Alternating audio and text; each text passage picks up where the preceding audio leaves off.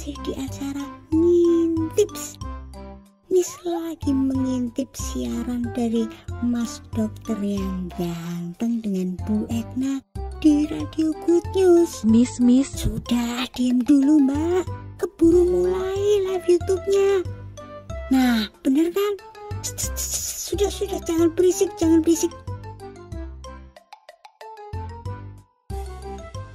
Saya mau menyapa terlebih dahulu Dokter Hari. Apa kabar? Senang bisa bertemu, Dok. Ya, makasih Mbak Ehna. Iya, Saya Dokter Hari, banget. nama lengkap saya Hari Pribadi dan saya Hari Pribadi ya, Dok? Ya. Gitu ya. Ini khusus banget karena ada topik yang sekarang ini lagi trending ya, Dok. Ya, sepertinya orang sakit jantung ini kok kayaknya menjadi tetap masuk di urutan atas deh kayak gitu ya. Karena manusia betul. itu tidak semakin muda tapi semakin tua, itu masalahnya. Betul. Gitu kan. Oke, saya mau sapa dulu Dokter Ivan. Dokter Ivan meski tidak mendengarkan tidak mengeluarkan fotonya nggak apa-apa karena beliau lagi on the way, tetapi beliau cukup ya di mana aja beliau harus belajar. Dokter Ivan, kabar baik ya, Dok? Kabar baik, Mbak Etna. Kabar baik. Bisa cerita sedikit dulu tentang rumah sakit nih, Dok. Gimana kondisi keadaan saat ini di kondisi yang cukup orang tidak merasa lagi ada sesuatu gitu, tapi ada sesuatu yang baru ya, Dok ya. Silakan Dokter Ivan. Kalau dilihat dari 2 minggu ini ya, Mbak Etna ya. Kalau dibilang COVID-nya sudah nggak ada tuh ya nggak juga, karena COVID-nya masih banyak ternyata ya. Gitu ya. Cuma kembali lagi kesadaran orang untuk periksa itu kan juga nggak banyak ya, sehingga ya secara data itu tidak terlihat bahwa COVID-nya ini sebenarnya masih ada. Gitu Mbak Ina. Ya tetap prokes ya, jaga kesehatan, pakai masker ya. Kalau nggak perlu amat, nggak usah kontak-kontak sama orang nggak dikenal deh. Gitu ya. Nah kali ini dokter juga akan menyampaikan tentang waspada terhadap gagal jantung. Kalau boleh cerita sedikit, Dok, mungkin diceritakan dulu bagaimana kasus penyakit jantung itu yang ada di Kota Semarang dan sekitarnya, lalu untuk Indonesia, dokter mungkin bisa menjelaskan ya. Ada yang bukan nakut-nakutin sih sebenarnya ya, Dok ya, gitu. Kalau dilihat, aduh, dokter ahlinya aja masih muda gitu. Gimana, Dokter Hari, silakan. Ya, jadi begini, jadi penduduk Indonesia itu tetap bahkan sama ya dengan seluruh dunia bahwa penyakit jantung itu memegang peringkat nomor 1 nih Mbak Hena, buat pembunuh nomor 1 manusia di muka bumi ini gitu. Ekstrimnya, nah orang-orang yang kerataan nih udah tua, meninggalnya tuh secara survei itu tuh cuma 3 hal yang paling sering. Ya, kita akan mendengarkan karena jantung kita itu, aduh rasanya kalau tidak denyutnya tidak terlihat, nah disitulah jantung kita. Nah kalau di tubuh kita kan cuma jantung, tapi itu adalah jantung kita, gitu kan ya. Silakan Dokter Hari. Ya, izin saya share screen ya. Ya. Saya sebut bahwa pembunuh manusia salah satunya yang nomor 1 sekarang ini penyakit kardiovaskular, istilahnya penyakit jantung pembuluh darah. Dan semuanya itu berujung di gagal jantung. Nah, masalahnya banyak orang tidak menyadari tuh ketika jantungnya itu sudah memasuki fase gagal jantung. Yeah. Ibaratnya kalau kita ibaratkan tubuh kita ini adalah suatu kota ya. Nah, kota itu kan dia ada sumber air. Nah, sumber air itu yang dia harus memperdarah itu dari pusat kota sampai ujung kota, itu dia butuh pompa. Nah, pompanya itu harus bisa menarik air dan mendorong air. Nah, bisa dibayangkan ya bahwa tubuh kita itu pompanya ini adalah jantung. Jadi ketika jantung kita yang ada di tengah-tengah pusat kota ini gagal untuk memompakan darah, mendorong air itu sampai ke ujung, rumah-rumah yang di ujung-ujung tuh kan bakal kesulitan air ya, buat masak nggak bisa, gitu ya, buat kehidupan nggak bisa. Sama di tubuh kita juga.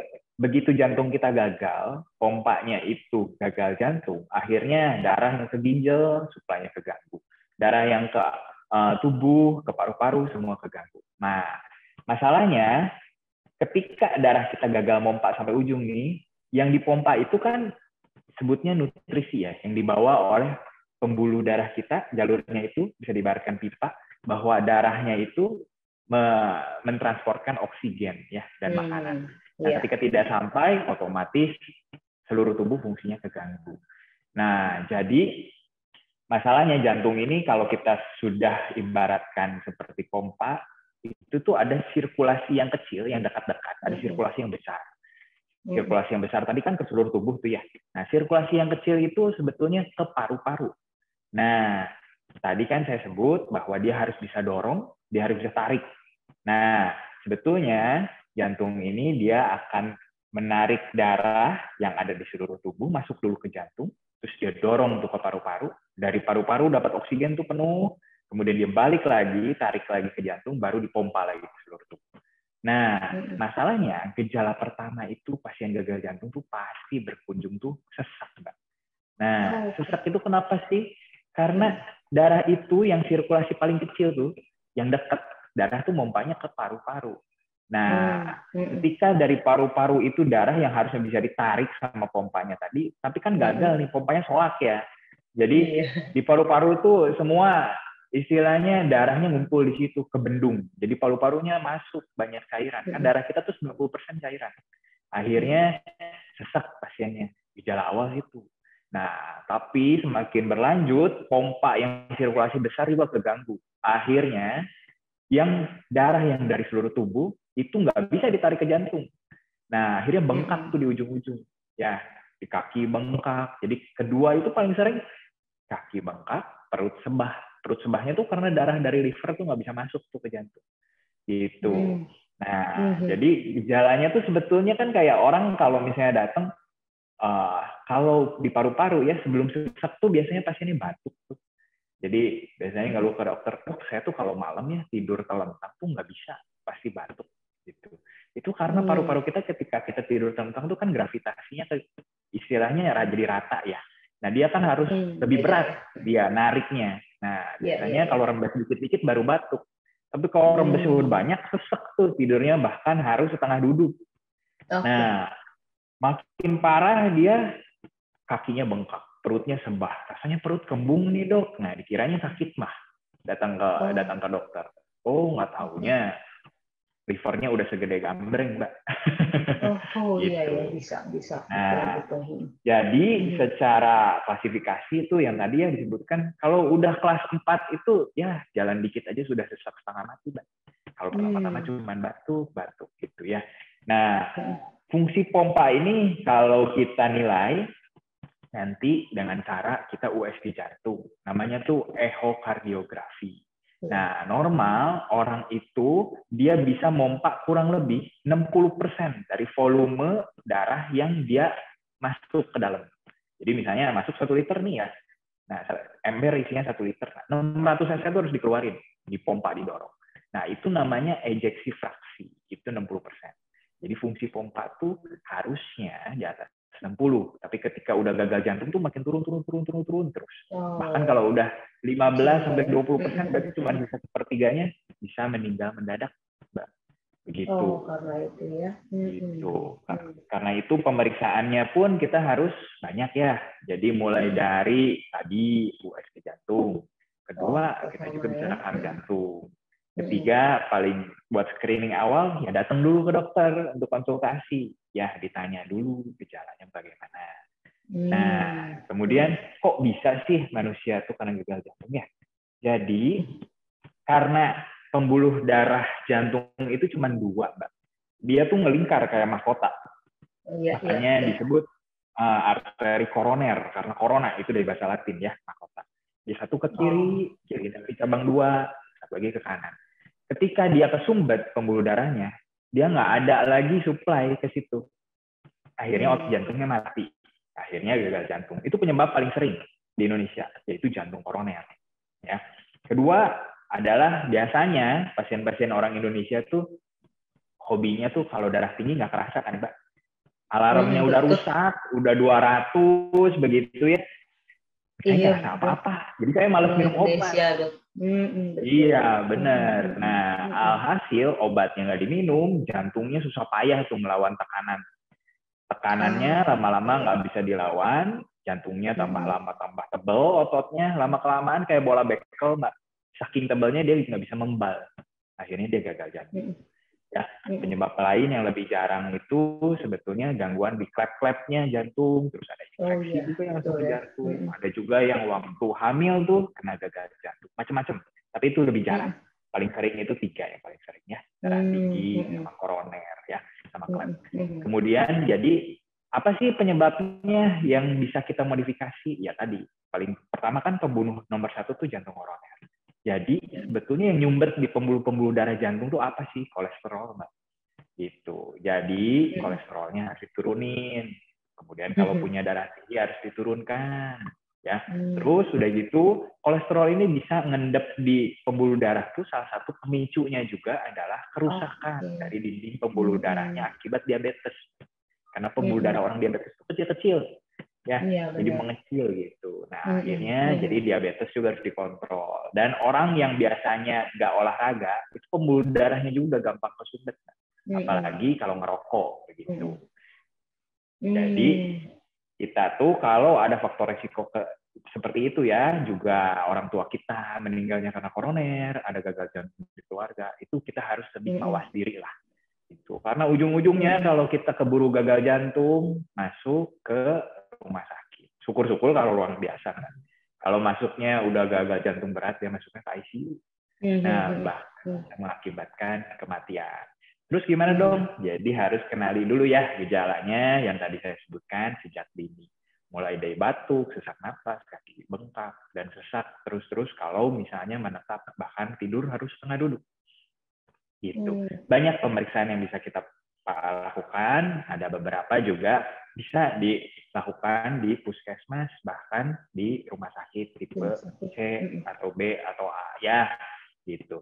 Jadi itu yang paling penting, dan pengobatan gagal jantung tuh sebetulnya kalau udah tahap gagal jantung itu minum obat sama repot seumur hidup, Mbak. Gitu. Dan obatnya banyak. Biasa pasien-pasiennya pulang dari dokter jantung tuh bawa obatnya 1 kantong kresek. Gitu. Betul, Dok. Kasih alarm dong minumnya. betul. Ya, benar. Ya. Dari saya sih itu aja dulu. Gitu. Nanti kalau misalnya ada pertanyaan. Iya, Dok. Tadi saya lihat slide-nya tuh, Dok. Slide-nya yang tadi loh, Dok, yang bisa dimodifikasi sama yang tidak bisa dimodifikasi. Nah, itu, Dok, pengen dokter menjelaskan. Jadi gini, ternyata kan memang kalau yang tidak dimodifikasi itu kan memang berasal dari karena keadaan gitu kan ya, karena kita ada genetik dan lain sebagainya. Nah itu, Dok, ini agak mengerikan nih, Dok. Tadi dokter bilang kadar kolesterol, ada hipertensi, ada obesitas, aktivitas fisik yang kurang, belum lagi merokok. Nah, belum faktor risiko yang tidak dapat dimodifikasi. Suatu hari A yang dimodifikasi juga akan ketemu dengan yang dimodifikasi. Nah, lalu bagaimana, Dok? Ini memang harus diobati. Lalu bagaimana kita menjaga agar faktor modifikasi dan tidak bisa dimodifikasi itu ya pasti akan terjadi sih, Dok ya. Tapi kalau ngelihat kayak gini, cukup mengerikan. Ini kekinian, gaya hidup kekinian, Dok, yang bisa dimodifikasi, yang tidak ada, yang dapat dimodifikasi gitu kan, Dok. Nah, bagaimana sebaiknya, Dok? Harus dijelaskan buat kita semuanya. Tapi ini memang bukan nakut-nakuti sih, Dok. Tapi ini benar fakta gitu ya, Dok ya, dari PPT ini. Oke, jadi faktor resiko yang tidak dapat dimodifikasi itu paling sering tuh ya usia tua ya, karena seiring dengan usia biasanya pompa kita itu semakin turun, melemah. Seolah-olah seperti itu. Kenapa? Karena pembuluh darahnya, Mbak. Kalau pembuluh darah orang tua tuh istilahnya kan, wah kalau masih muda masih lentur nih. Nah, tapi kalau udah tua, wah udah keras kayak gitu kan. Nah, jadi semakin pompanya tidak elastis, semakin beratlah jantung untuk mendorong tekanan itu, Mbak. Misalnya kan kalau pipa paralon besar ya diameternya, kemudian pasti pompanya kan lunglai ya, santai dia pompanya. Nah tapi kalau misalnya diameter pipanya jadi kecil sekali, apalagi kaku, dia tidak elastis, dia harus pompa dorong lebih kuat. Nah, tapi kalau misalnya udah usia tua seperti ini, ya sangat berhubungan sekali sama tadi tekanan darah. Jadi 1 dari 3 orang tua itu di atas 10 tahun biasanya darah tinggi, ya, Mbak. Nah, jadi sebetulnya modifikasinya itu di darah tingginya. Makanya di slide ini kan yang faktor resiko modifikasi di darah tinggi ya. Tapi kalau udah usia tua, udah uzur ya, Mbak. Ya, kita tidak bisa hidup selamanya memang. Iya, betul. Tetapi kalau dibuat sehat kan bisa ya, Dok? Kalau dibuat sehat, kita Betul, menjaga dari masih muda, betul, bisa kan ya dok ya? betul, bisa. Gitu. Jadi kalau kita lebih sering berolahraga, bahkan udah usia tua, itu pembuluh darah kita tuh tetap lentur. Nah, Gitu, gitu. baik. Ya dok, terus yang kedua tuh dok, jenis kelamin wanita. Penasaran dok saya ini, saya wanita makanya, kayaknya masih mundur deh dijelasin. Jenis kelamin wanita, apakah ini karena genetik atau seperti apa dok? Jadi wanita itu beda siklusnya sama pria ya, terutama di hormonal. Jadi kalau wanita itu kan ada periodik masuk dia ke menopause, Mbak. Jadi Ya, estrogennya itu kan disebutnya estrogen tuh hormon kecantikan. Ya, Dewi Aphrodite kalau dari Latin. Karena betul. Orang dengan waktu dia hormonnya bagus, estrogennya kuat sebelum menopause, itu pembuluh darahnya tuh lentur karena dilindungi oleh estrogen.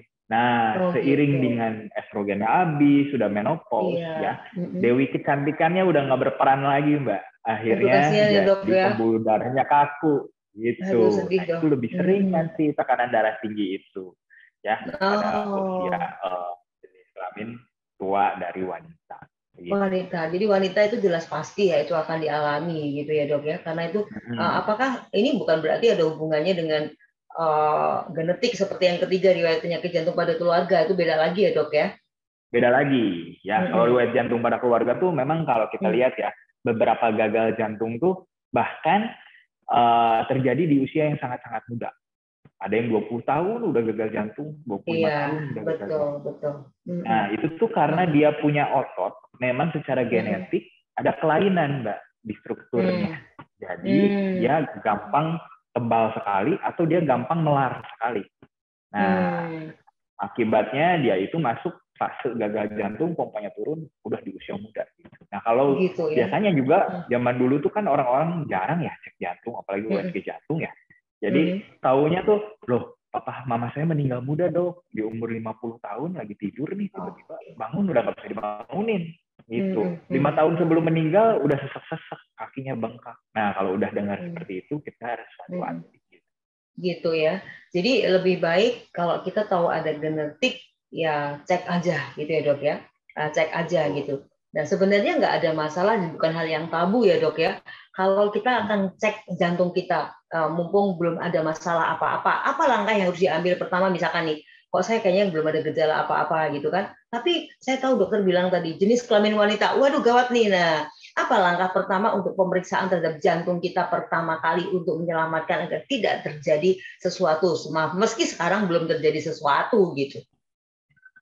Nah, di sini pertama kali ya pasti periksa ke dokter. Ya. Nah, betul. Cuman kan kalau periksa ke dokter itu cuman pertama tuh kan hal yang paling simpel lah, ngobrol dulu sama dokternya, karena dokter itu pasti nanya-nanya tentang gejala-gejala yang tadi ya. Tapi kan orang kadang-kadang saya nggak rasa apa-apa nih dok. Nah, baru masuk ke check up jantung.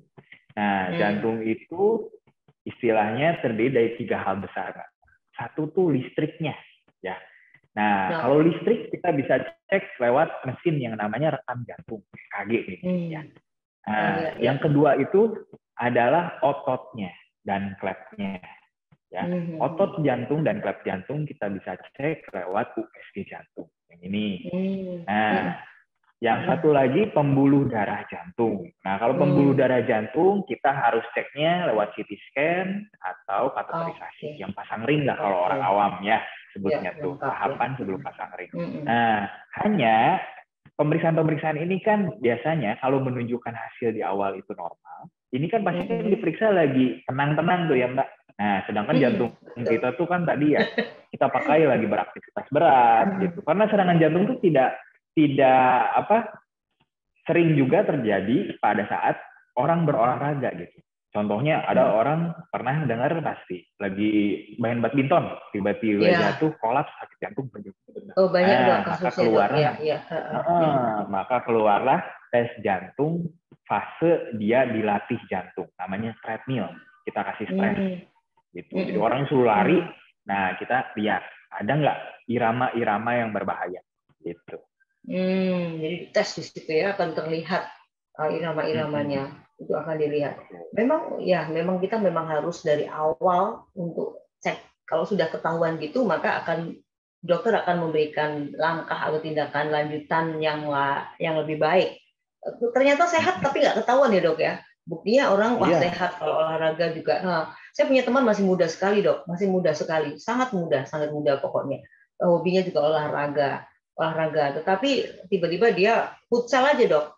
Setelah futsal, kecapean futsal, selesai futsal itu langsung rasanya males, capek, tapi sudah nggak ketolong dok. Nah, ternyata jantung. Nah itu apakah mendadak seperti itu? Ini kayak penyakit mendadak itu nggak bisa dicek sebelumnya. Ternyata bisa kalau melihat apa yang disampaikan dokter tentang pemeriksaan gagal jantungnya dok. Seperti itu ya dok ya. Dan memang gejala awal yang harus dirasakan dok, misalkan dia sehat, tapi dia gejala apa yang kayaknya, wah ini saya harus cek gitu dok. Gejala awal yang kayaknya tidak biasanya orang gitu dikeroi, padahal itu jantung, rasanya badannya nggak enak gitu dok. Nah terus gini dok, ini juga ada pertanyaan. Saya punya dokter jantung, tapi dokternya kalau ketemu saya malah takut, padahal saya juga sakitnya ada sedikit masalah dengan jantung. Memang dokter jantung harus yang sabar ya dok ya, apakah begitu? Sama dokter Hari aja. Oke dok, silakan dok. Ya, oke. Tadi gejala paling awal ya. Nah, seperti saya sebut ya, kalau gagal jantung tuh pertamanya biasanya sesek ya. Tapi itu pasti, awal dok. sekali sebelum sesek itu batuk. Nah, tapi itu jantung kita tuh dibuat oleh Tuhan tuh sedemikian sehingga dia kompensasinya tuh luar biasa. Jadi kadang-kadang fungsi pompa tadi kan saya sebut ya, bahwa dia tuh harus bisa memompakan 60%. Ya. Nah, kadang-kadang tuh turun sampai 40% aja karena dia dulunya mantan atlet, dia dulunya suka olahraga gitu ya. Kadang-kadang belum kerasa tuh Mbak, nggak ada gejala sama sekali. Oh iya. Gitu.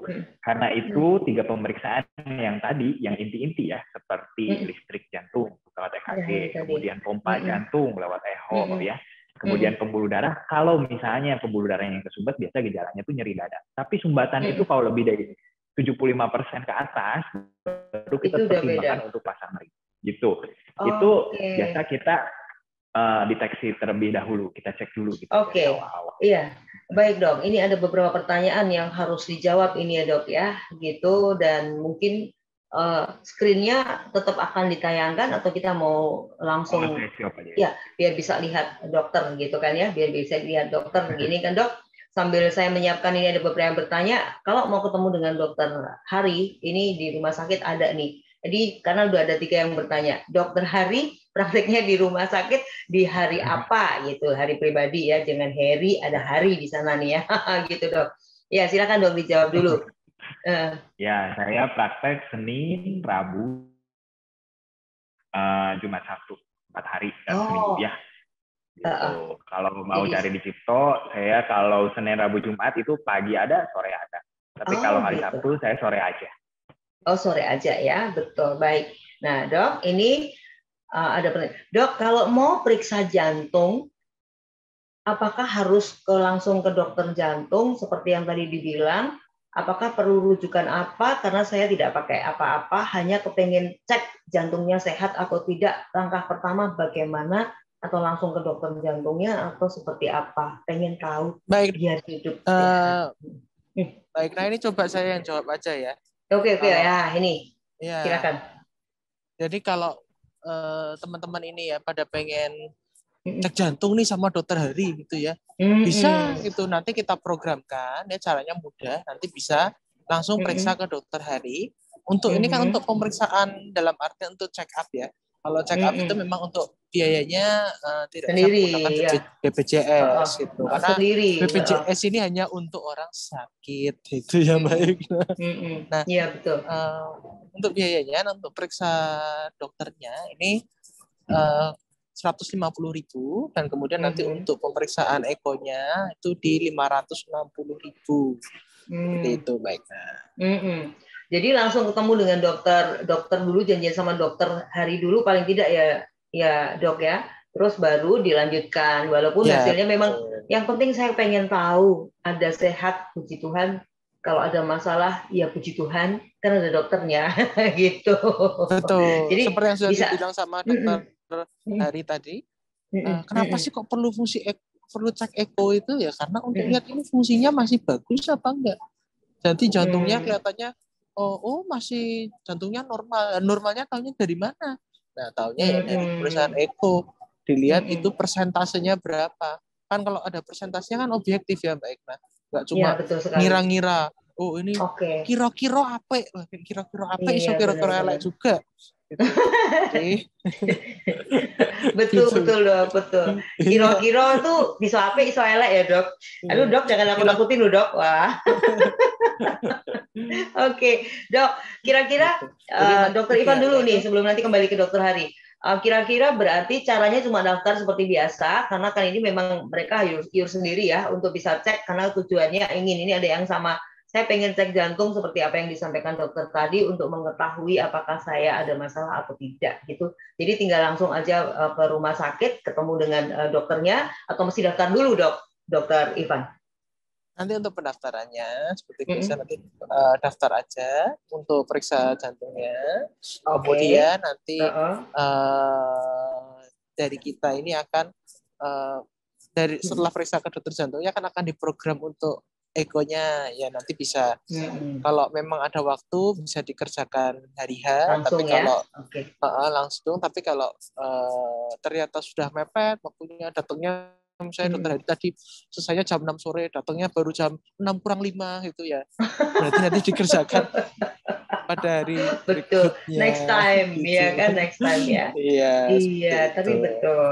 Oke. Kalau Nah misalnya sudah ini. membawa pengantar dari Mm, luar, mm, dari dokter jantung lain atau mm, dari dokter penyakit dalam lain, mm. bisa langsung mendaftar ke ruang TPPRI, ya. Di Oke. situ nanti ada petugasnya untuk nanti Mm, langsung dijadwalkan pada dokter yang diinginkan oleh pasien tersebut, atau misalnya mm. pengennya paling cepat, nanti bisa diatur seperti itu. Oke. Nah itu ya. Jadi silakan saja nih, Good News Family, bagi Anda yang ingin mencoba, bukan mencoba ini kayaknya.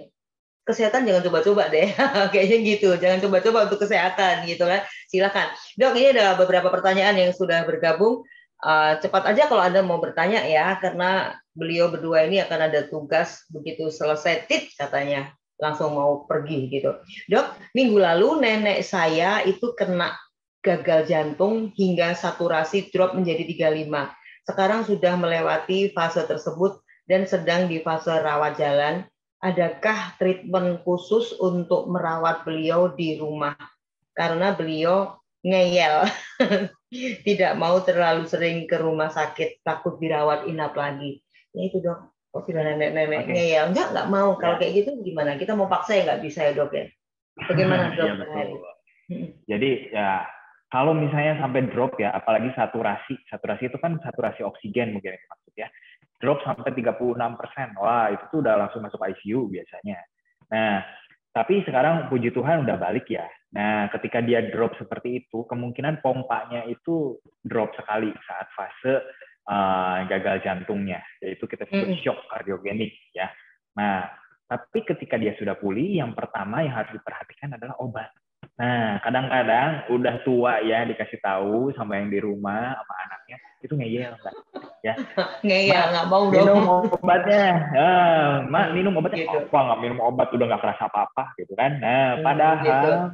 orang dengan gagal jantung ya, pompanya udah turun, itu minum aja harus dibatasin kadang-kadang. Tidak boleh kurang, karena kalau kurang nanti ginjalnya rusak. Tapi tidak boleh lebih, karena pompanya nggak cukup kuat untuk mendorong. Aduh, bingung ya dok ya. Nah, ya jadi harus restriksi cairan ketat. Ya, biasanya mulai dari 500 cc minimal sampai 1.500 itu tuh harus ditakal tuh minum tuh. Nah, karena ketika dia kelebihan, nanti sesek malam-malam, lama-lama bengkak. Nah, kalau udah bengkak seperti itu, kita harus kurangin lagi cairannya pakai obat-obatan lagi. Jadi pasiennya banyak nanti keburu udah sesek, itu udah keburu disuruh rawat inap, nanti tambah ogah, tambah sesek tuh pulang ke rumah. Gitu.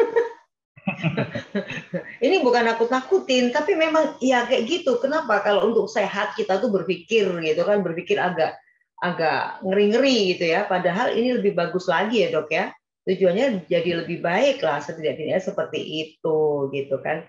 Nah ini dok, dada saya sering berdebar, tiba-tiba tangan juga suka berair apa itu juga seperti gejala jantung seperti yang disampaikan banyak orang. Tapi untuk olahraga saya cukup oke. Tapi ngeri juga dok untuk medical check up. Ada saran dok? Terima kasih. Ngeri juga Oke, medical jadi check up.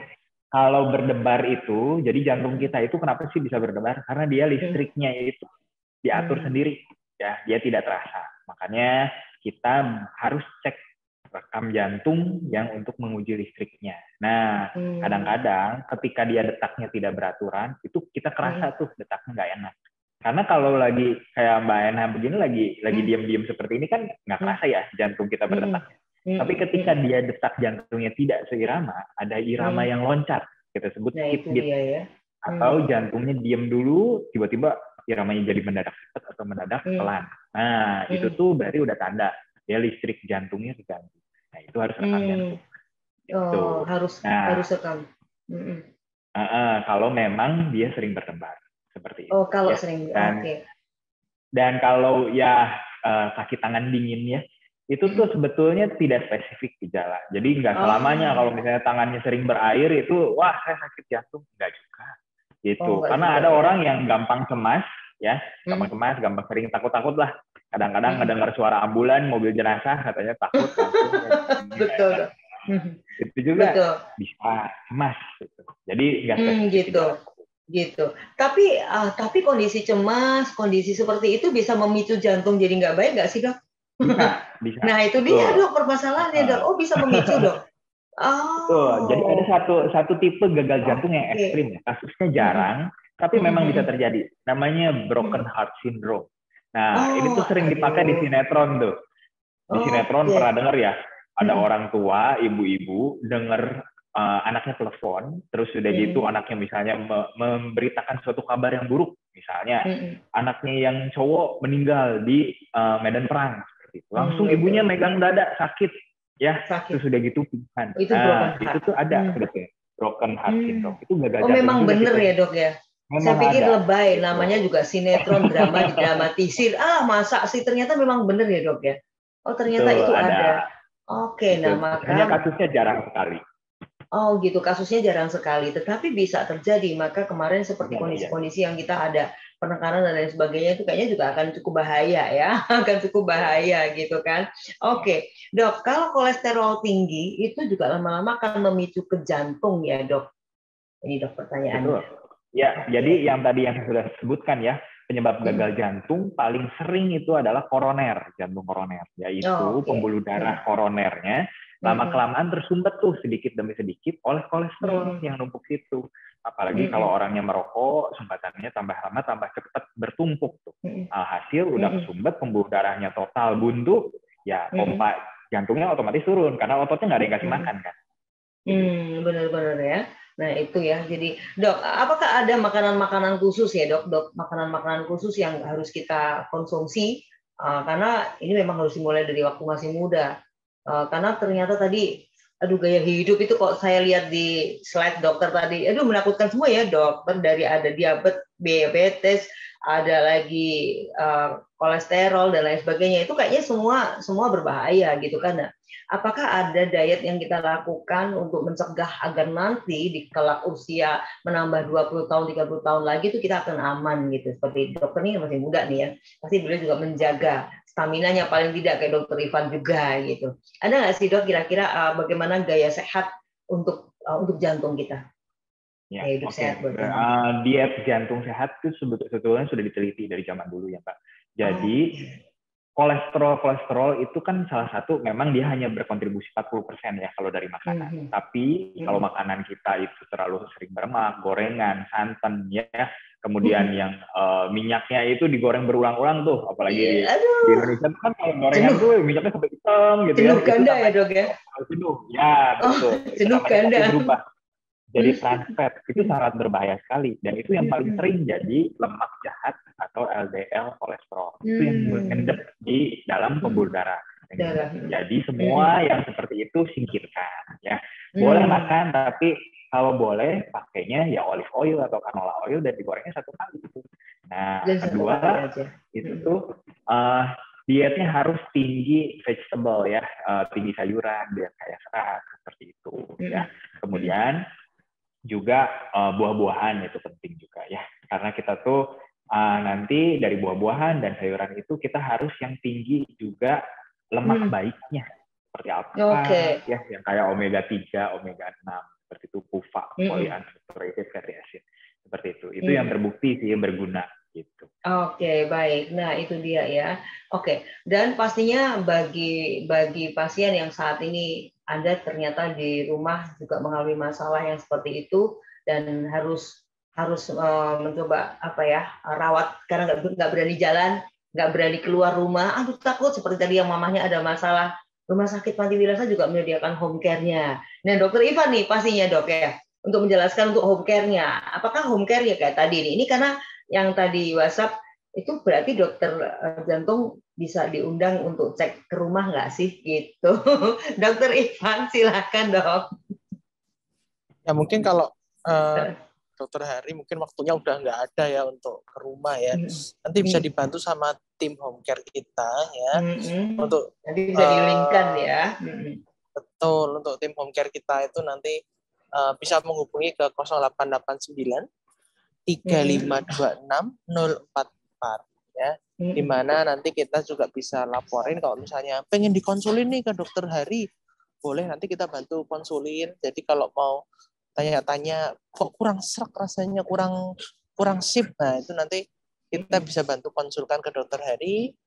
Nanti pasti kok Dokter Hari akan bantu teman-teman kita ini untuk menjaga kesehatan jantungnya lebih baik lagi. Oh gitu, dok. Tadi nomor teleponnya berapa dok? Home care-nya dok? 0889 3526 044.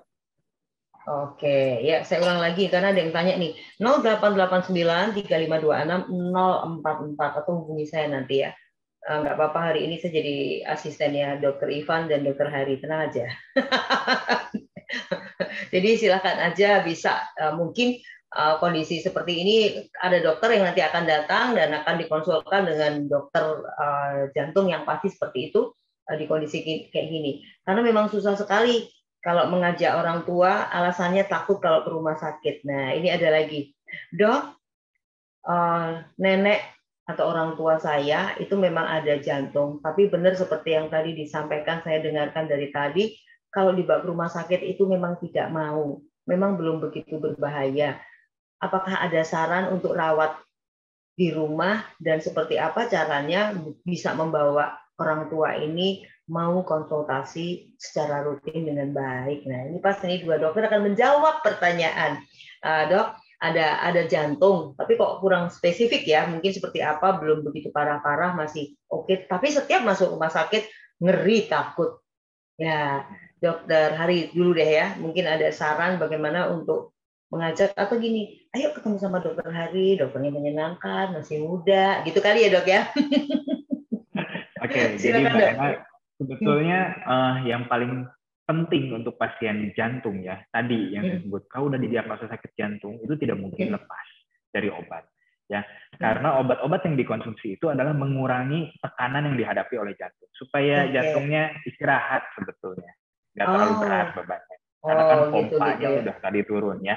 Jadi kalaupun tidak bisa ke dokter di rumah sakit karena takut ya, kan dulu tuh ya, bahkan Pak Anies saja sampai rubah nama rumah sakit jadi rumah sehat ya, supaya pasien nggak takut ya. Nah, tapi ya apa nama dan paradigma rumah sakit itu emang sudah takut ya pasien. Melekat, jadi ya? Kalau takut betul, kunjungannya nanti ke klinik saja ya, atau ke puskesmas yang ada dokter keluarganya. Sekarang kan ada BPJS tuh ya, ke sana gitu. Seenggaknya akan diperiksa oleh dokter nanti untuk dilihat apakah obatnya masih cocok, masih itu saja yang dikonsumsi, apa ada obat tambahan.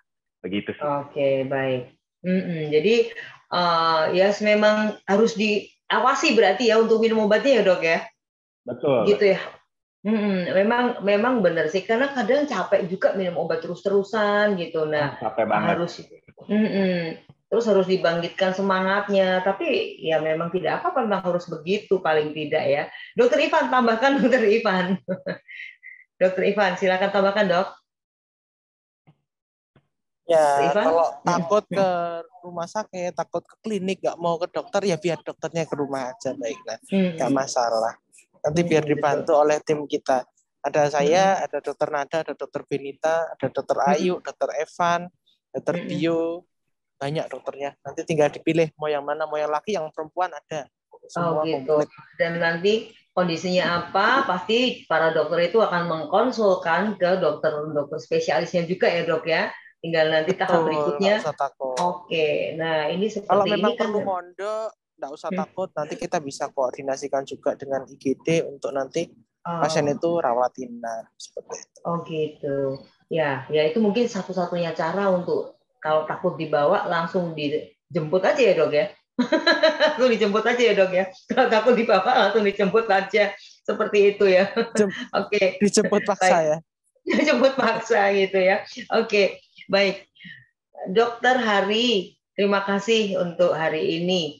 Saya memang ada gagal jantung dok, tapi puji Tuhan teratasi ya tadi harus rajin minum obat, harus rajin semuanya, dan saya juga rajin untuk kontrol. Tapi sekali-sekali kepengen kontrol sama dokter Hari, bisa melihat seperti yang disampaikan tadi. Ada saran nggak dok untuk makanan? Memang jujur saya itu masih belum bisa mengurangi gorengan walaupun sedikit, ya sedikit. Ada saran untuk makanan yang bisa saya konsumsi dan buah apa yang tepat selain vitamin yang diberikan oleh dokter. Iya. Ya ini bagus jadi nih berarti untuk, ya dok ya. Jadi yang penting tuh kalau pasien-pasien gagal jantung ya seperti ibu ini ya, udah tahu bahwa dia gagal jantung, dia butuh obat. Nah, paling sering memang ditanyakan itu makanan. Nah, karena ya namanya orang, bahaya ya dok. Apalagi orang Jawa ya, Bu. Kadang-kadang betul. makanan nggak ada gorengan atau nggak ada kerupuk tuh kayaknya nggak makan gitu ya. Jadi tadi yang seperti saya sudah sampaikan, boleh sebetulnya makan gorengan, tapi minyaknya kita pilih gitu ya. Minyaknya goreng sendiri aja di rumah gitu. Yang gorengnya cuma satu kali, pakai minyaknya minyak canola, minyak olive, minyak jagung ya, yang cuma satu kali seperti itu. Yang kedua, untuk makanan-makanan yang tadi, kalau mau makan, yang misalnya seperti santan, seperti itu masih boleh? Boleh, tapi ya dibatasi. Misalnya seminggu ya cuma satu kali, seperti itu. Sisanya makan yang lebih sehat lah. Sebetulnya orang-orang Indonesia juga semua menunya tuh kerataan, yang sehat itu juga enak kan Ibu ya? Kalau orang Sunda ada lotek gitu ya, orang Jawa ada pecel seperti itu kan.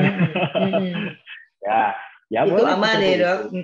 Ya, cuman ya kalau misalnya makan pecel itu kan maksudnya kacang-kacangannya ya pas dia diolah, tolong pakai yang minyaknya satu kali pakai seperti itu. Oh gitu. Ya. Aduh dok, makan santan paling tidak seminggu sekali itu bagus, jangan banyakkan. Aduh, yang tiap hari makan santan itu berarti danger ya dok ya.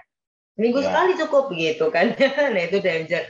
Nah bagi Anda yang mungkin ada masalah dengan jantung ya memang harus berhati-hati lah paling tidak untuk bisa menjaga ya, untuk bisa menjaga dengan lebih baik lagi, yang pasti seperti itu. Baik dok, anak saya lahir memang ada kelainan jantung, akan dioperasi nanti di saat usia ya sudah agak besar, tetapi saya punya target sekitar 9-10 tahun usianya. Nah, selama dia masih 1 tahun, 2 tahun begini, langkah apa yang harus diambil ya dok untuk dilakukan di rumah? Ya, kelainan jantung bawaan itu ada berbeda-beda ya, agak lain jatuhnya dengan gagal jantung. Tapi ketika kelainan jantung bawaan itu tidak diobatin, itu darah tuh nyampur tuh dari kiri ke kanan, kanan ke kiri seperti itu ya. Karena sekatnya biasa sekat jantungnya tidak terbentuk sempurna saat kita fase janin. Nah, karena itu biasanya harus ditunggu dulu sampai bayinya cukup ya untuk usia ketika dia menghadapi operasi, karena operasi itu juga stressful ya buat tubuh kita. Nah, tapi jangan ditunda juga kelamaan, karena semakin jantung kita berdetak itu selalu ada kebocoran. Nah, semakin kita berdetak semakin lama, berarti kebocoran yang diterima oleh jantung akan semakin berat. Jadi jangan juga di-delay ya Bu ya, sampai terlalu lama. Karena kelainan jantung bawaan itu ketika ditangani semakin cepat, ya akan semakin baik, seperti nanti pulih seperti jantung orang normal seperti biasa. Jadi kalau biasanya mungkin saya nggak tahu ya ini kelainan jantung bawaannya ASD, VSD, atau PDA, atau yang lain yang lebih kompleks.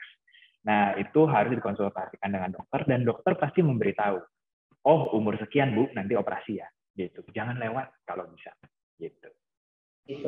Emang kadang orang tua tidak tega, jangan deh. Tapi dokter pasti sudah berpikir yang terbaik lah ya, yang terbaik yang bisa diberikan, paling tidak seperti itu ya, seperti itu. Dok, satu lagi pertanyaan, saya banyak pertanyaan ini, waduh ya. Tapi satu lagi pertanyaan ya dok, dok, apakah orang gemuk itu pasti akan mengalami masalah dengan jantung?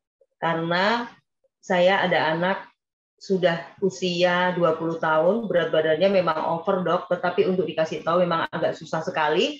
Saya ingin bawa ke dokter, orang sehat kok dibawa ke dokter. Tapi untuk efek kedepannya akan pasti ada masalah dengan jantung ya. Bagaimana untuk terapi yang terbaik agar tidak terjadi obesitas? Karena kalau saya melihat dokter sampaikan, wah bisa jadi gagal jantung nantinya. Terima kasih dok.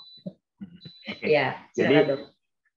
Ya, obesitas itu ya kalau zaman dulu ya, obesitas itu masuknya ke dalam salah lifestyle gitu. Ya, karena dia makannya itu kalorinya kelebihan. Nah, jadi banyak-banyak ditumpuk akhirnya jadi obes. Nah, tapi paradigma 5 tahun terakhir obesitas sendiri sudah berubah jadi penyakit. Gitu. Jadi, betul kenapa orang obesitas ini harus diberantas istilahnya obesitasnya ya. Nah, itu karena ketika lemak di dalam tubuh kita itu semakin dia bertumbuk semakin banyak, ini sel lemak aja butuh dikasih makan kan.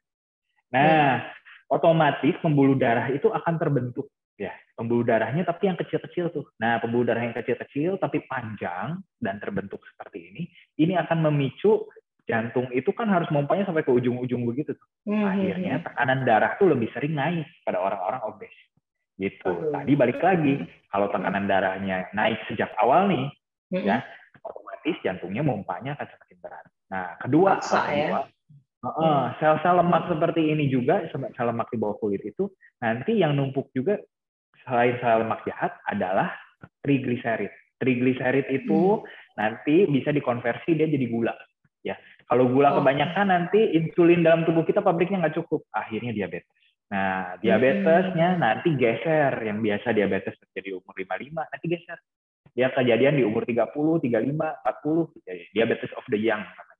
Nah, itu juga nanti ujung-ujungnya ya merusak juga pembuluh darah jantung. Akhirnya jantung koroner di usia muda, gagal jantung juga, begitu. Jadi sebisa mungkin ya cuma satu kalau untuk ngobatin obesitas, yaitu perubahan gaya hidup. Ya, gitu. Jadi defisit Diberantas kalori. Ya dok. Iya, betul. Diberantas gitu ya. Iya, berarti itu namanya obesitas, bukan diabetes of the young, gitu disampaikan.